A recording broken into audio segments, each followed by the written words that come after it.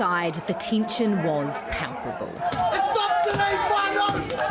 Don't you do this to Te Ao Māori again! Protesters fired up as the Kaipara District Council gathered to vote on the future of its Māori ward. The Mayor announced the extraordinary meeting last week, just 24 hours after the government's law change was confirmed. So even forget the vote, forget this, for any of those things, there is an active direction to do this as quickly as possible.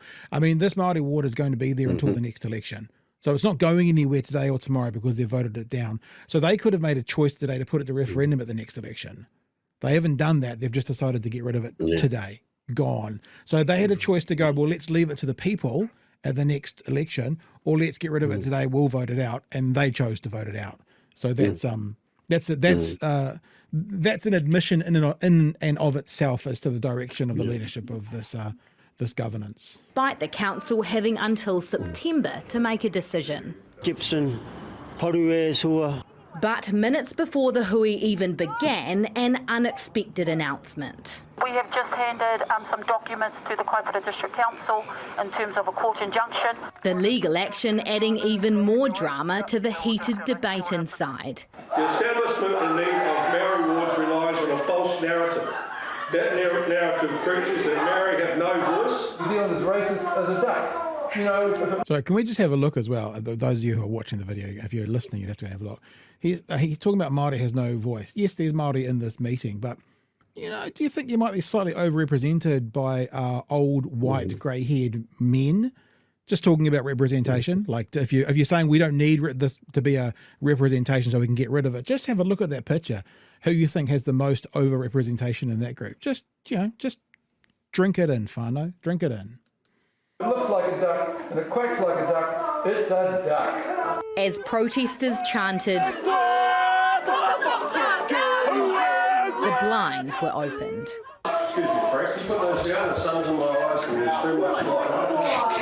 Māori Ward councillor Iha Pera Paniora determined to ensure they were seen and heard.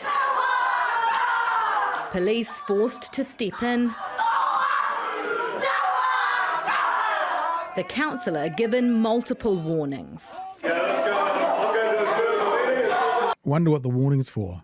Not opening the door? Is there a crime in that, sir? I can't open the door? What are you warning me for?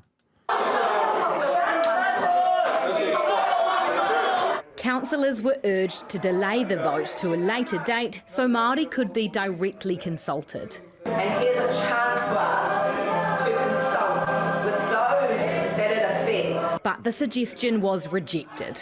The doors swinging open for a second time. The Mayor's position was clear from the outset. Personally, I've never believed in division by race and forming voting blocks based on race. And in the end, the council voted for the Māori ward to go. Today is a good day because it brought our people together, it unified us in our fight for existence. The seat will be scrapped at next year's election. Many here disappointed, but determined to fight on. Te Aniwa Huri Hanganui, One News. I guess you got to say as well, after watching the Māori Party get together groups so quickly to protest what's happening at central government, this could be a rallying cry for Māori and allies and buffers within the Kaipara Harbour area or the district to get together and do some. I like it how the Mayor says, I never believe in division based on race. We should only do things the Pākehā way. It's like, are you aware of what you're saying, fuck knuckle? I'll show you this. This has already sort of been on, but this was from inside. It's be from TVNZ, so but it's just raw footage. And you can see Māori Ward councillor is this lady here. I'm not sure who this guy is, but he seems to be an ally because he gets over there and tries to open up the door. I just have a look at this for 30 seconds, what's happening inside the actual room. The room where it happened, as Hamilton would say. She opens the door.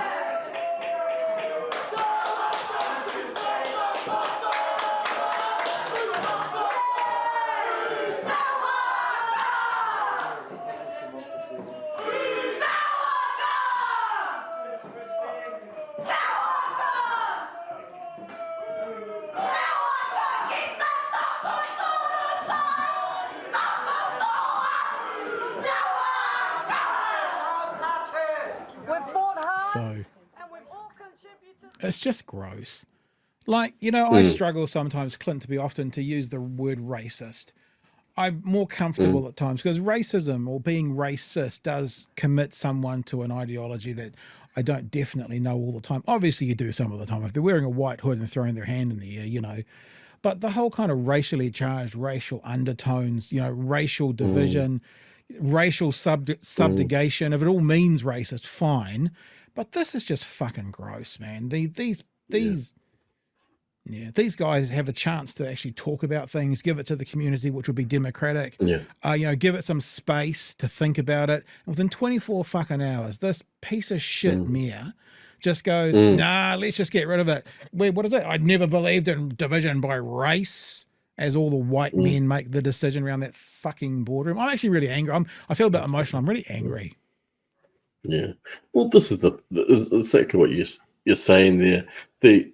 It's easy to believe that there's no division or problems along ethnic and racial lines in the country when you've always been on the top of the pile.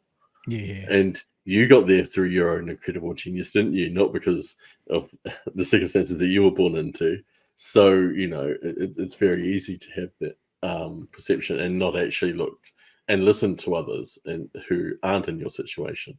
And this is the thing. It's just a total disinterest in saying, well, why do they feel that Māori wards are important? Maybe I should listen to that as their mayor rather than going and cancelling that and not even not consulting, not even having the referendum, which, you know, he should know that would probably lose. So yeah, it's pretty bad. But you're right. I mean, just what he said. I've never believed in racial division. I don't give a fuck what you believe. If this is a place that we run a democracy, it matters what the community thinks. I've never believed, and of course, then you get onto the idea of, and we've had extensive talks about this on the show. But there are other wards. There are rural wards, right? Rural wards, which obviously are a place that farmers and farming communities and rural communities get an overrepresented say in there as well. Guess what? None of those are voted on. They just get decided. And guess what? This fucking government hasn't said, oh, by the way, you know all those rural wards that councils have just decided to have without a referendum? We're going to do the same thing for them. So again, it's just this pushback against, I'm not even going to say race, it's this pushback against Māori. You know, that's the only thing they're pushing back against. It's just, it's infuriating.